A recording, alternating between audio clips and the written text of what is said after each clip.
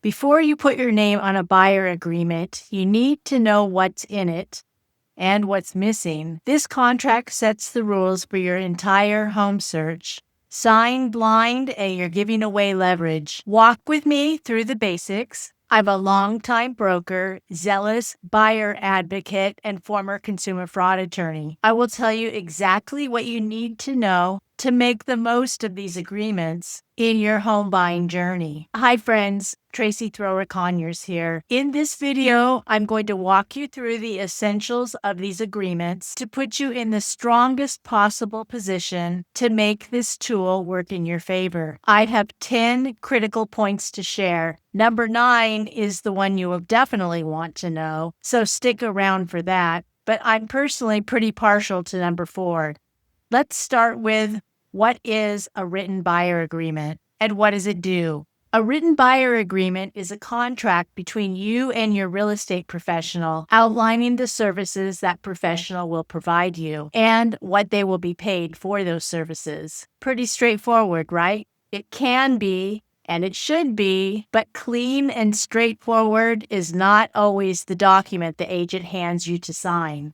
Why are you being asked to sign this agreement? Written buyer agreements became a nationwide requirement for most real estate professionals as part of the National Association of Realtors settled litigation regarding broker commissions. This requirement went into effect August 17, 2024. Are these agreements new? In many places, these agreements are new. A handful of states have required them for years, while others haven't. As a result, it is entirely possible that you or others that you know have never seen one of these agreements when buying a home. Regardless, they are now a nationwide requirement for most agents.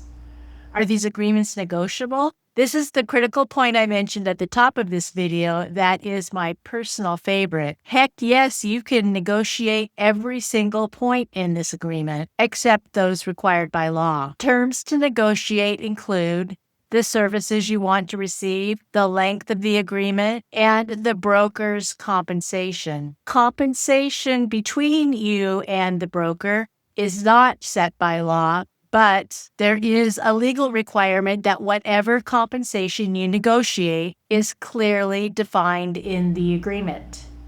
For instance, compensation might be $0 for some reason. It might be a percentage of the property sale price, or it might be a flat fee or an hourly fee. The legal requirement is that it cannot be open-ended. For instance, you cannot say fee to be whatever the seller will pay. Only sign an agreement that reflects what you have agreed to with your real estate professional. New rules prohibit your real estate professional from collecting any more than stated in your agreement, no matter who is paying. This means that if you negotiate 2.5% of the purchase price in your agreement and the seller is willing to pay 3%, the broker cannot collect 3%. So do buyers benefit from these agreements? They do, in at least 3 ways. First, an agreement like this can protect your interest. Once your agent signs a buyer agreement, the agent has a legal obligation to prioritize your interests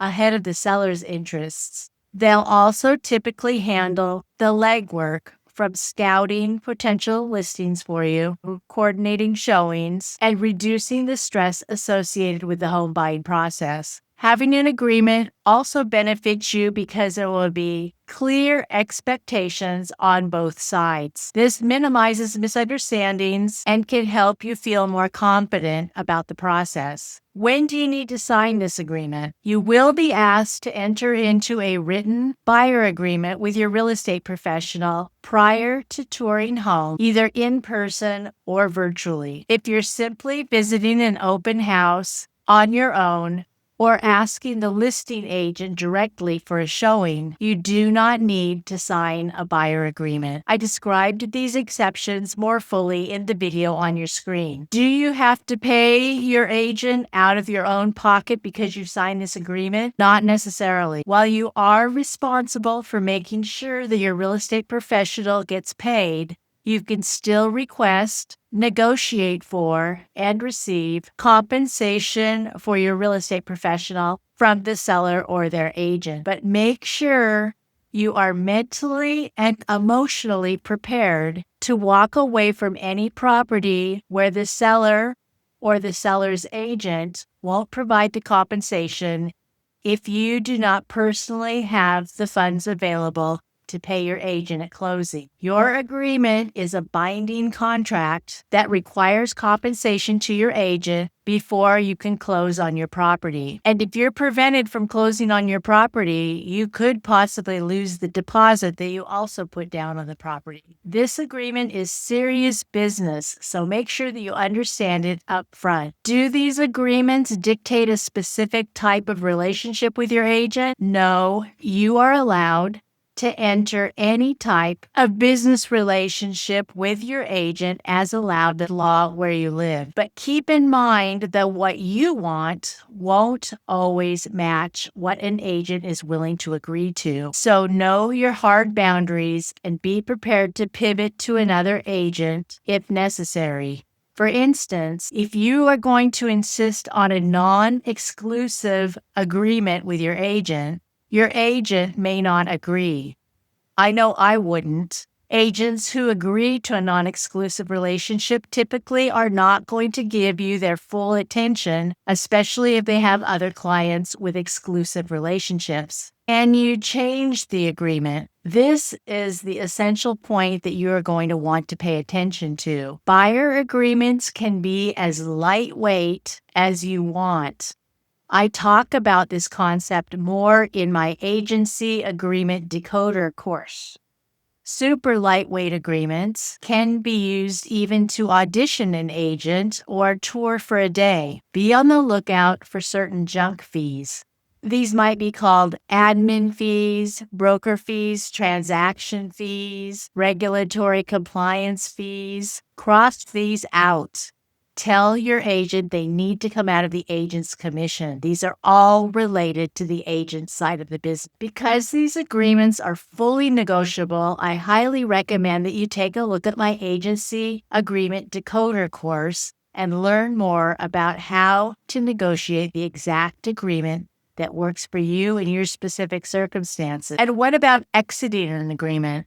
Make sure your agreement that you sign has an exit provision that you can live with. If the agent pushes back on terminating the agreement, go to the broker.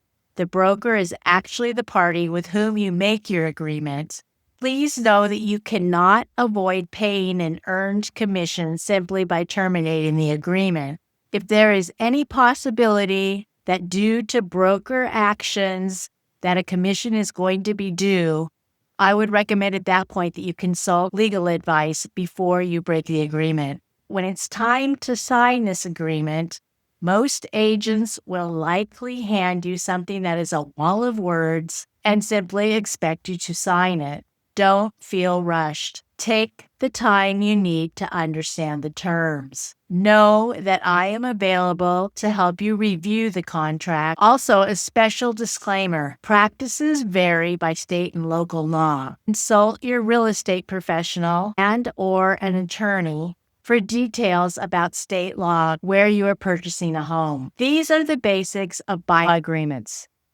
Next, let's look specifically at the core terms in the contract that protect you and what you should do with everything else in that contract. I cover those topics in the video on your screen.